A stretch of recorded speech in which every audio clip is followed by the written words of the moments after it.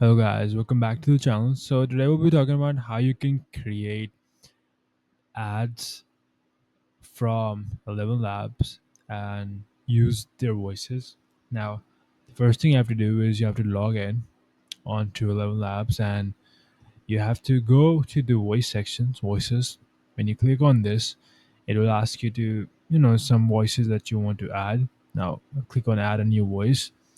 Now, I'll go down and go to voice library.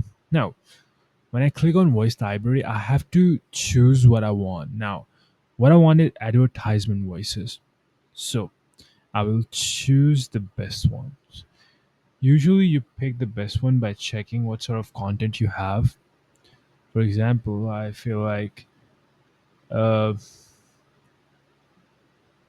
a professional, this one might be good for me. Yeah.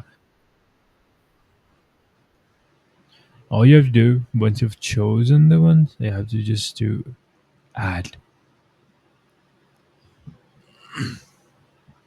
Yep. You use it now, you click on it, and you paste your script, and then when you paste your script it will generate speech and you will be good to go. So thanks for watching. Please like and subscribe the video.